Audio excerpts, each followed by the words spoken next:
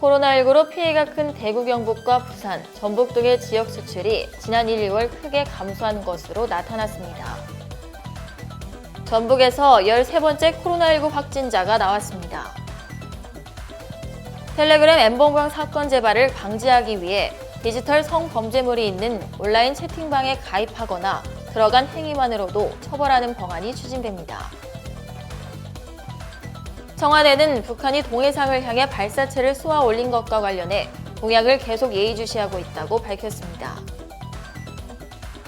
정부가 다음 달 1일부터 해외에서 국내로 들어오는 모든 입국자들에 대해 2주간 자가격리를 의무화하기로 했습니다. 자세한 소식은 잠시 후 뉴스에서 전해드리겠습니다. 시청자 여러분 안녕하십니까? 신동아방송 전북뉴스 이수정입니다. 코로나19로 피해가 큰 대구, 경북과 부산, 전북 등의 지역 수출이 지난 1, 2월 크게 감소한 것으로 나타났습니다.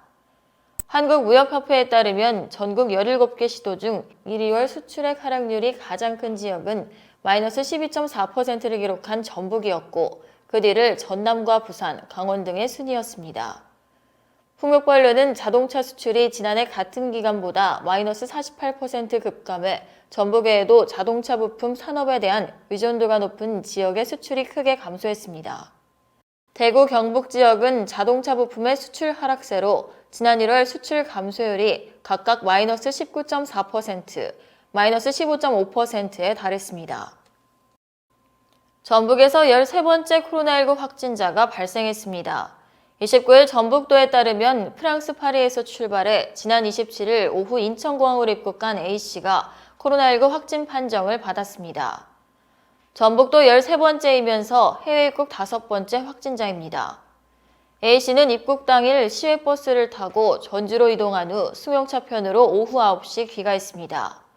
A씨는 28일 오전 승용차를 타고 전주시 덕진 선별진료소에서 검체를 채취했으며 이날 새벽 확진 판정을 받았습니다.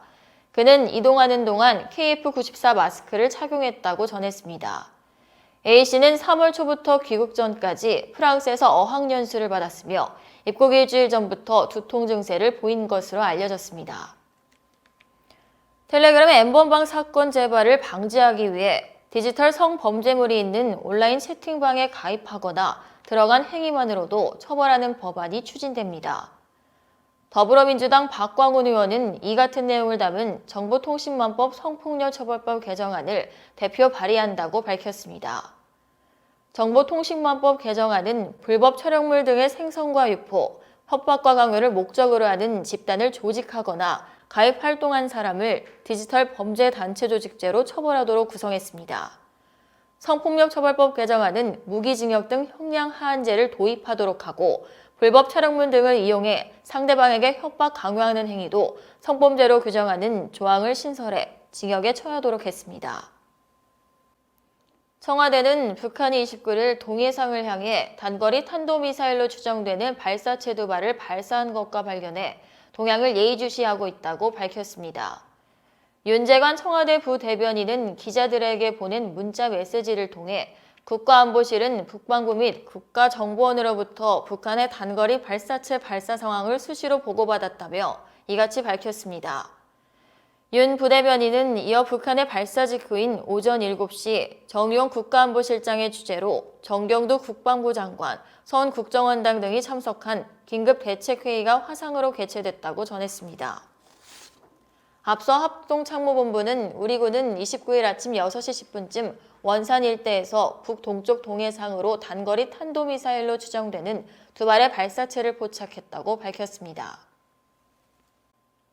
정세균 국무총리는 29일 4월 1일 0시부터 지역과 국적에 관계없이 모든 입국자에 대한 2주간의 의무적 격리를 확대 시행하겠다고 말했습니다.